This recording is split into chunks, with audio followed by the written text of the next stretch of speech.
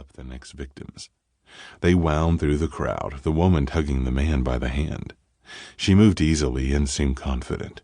Her short, dark hair bleached in the front and her shoulders set. The guy trailing behind her looked slightly less enthusiastic, but when she grinned at him, he rolled his eyes and grinned back. He was small and slender, with intense dark eyes and a dreamy smile. His hair fell to his chin in messy brown waves that he shoved back distractedly. I assumed they were a couple, but then the woman stuck her tongue out at the guy in a way that said friends or siblings. The song was projected on the screen behind them, and I snorted a laugh. 10-Hour Fall by Riven. Theo Decker, the former lead singer of Riven, was my best friend Caleb Blake Whitman's partner. When I complained to Theo and Whitman at dinner one night about Joey making me have a karaoke night, Theo had grinned and said I should do all Riven karaoke.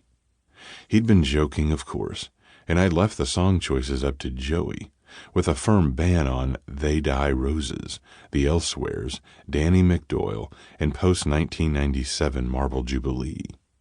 But I looked up whether there were even Riven songs available, mostly so I could potentially torture Theo by sending him videos of people butchering his songs.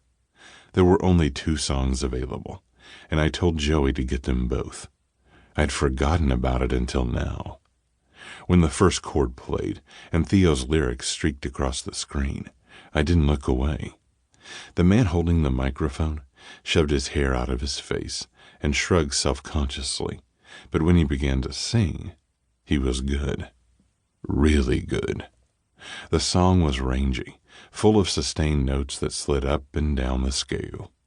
The man loosened up as he sang, grinning, and the audience watched in surprised delight as he killed the song. He sounded nothing like Theo, really. No one did. But his voice had the same elastic ability to resonate at the low notes and tinkle at the high ones. The woman sang the second verse, and she was great too. They sang the chorus in harmony, and I fumbled to open a video on my phone. I got the guy singing the third verse before someone approached for a drink. Once I served him, I shot a text off to Whitman and Theo. "Someone's ready to take your old job, Decker." And I attached the video clip. The crowd applauded enthusiastically for the duo as they sat back down, and my phone buzzed with a text. Whitman wrote, "Wow, he's pretty good. Got nothing on you, though, baby." The persistent hollow ache in my belly was a hunger for something unnameable, and Whitman's casual endearment stirred it ravenous.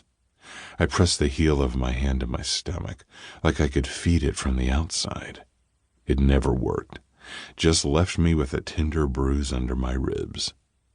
I had watched Whit fall in love with Theo and seen a version of my friend I'd never known. Someone softer, brighter, stronger, and with far more to lose. I'd been suspicious of Theo at first. How could I not be?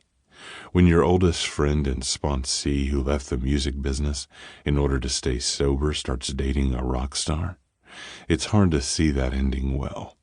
Letting go enough to love could bring with it the dangerous kind of abandon. When I first met Theo, I was prepared to give him a stern talking to. But when Whitman went to the bathroom, Theo turned big gray-blue eyes on me and thanked me for taking care of Caleb all these years. He promised me that he'd do everything he could to take care of him, too. I didn't like to admit it, but I'd been a bit of a sucker for him ever since. "Whoa," Theo texted back. "He's great." Then a minute later, "Riven is looking for a new lead singer after that disaster of a guy they hired last year. Huey, you should tell the guy you'll pass his info along and give it to me." I snorted. Right, because when guys who look like me and work behind a bar tell young men he could make them a star, they should definitely believe them and give out personal info. No dice. Whitman sent back a crying laughing emoji and a picture of Theo's face set in a cringing sulk. By the time I looked up to serve the next customer, the man was gone. The next week he was back, hair tied up in a messy ponytail that left 2 short strands.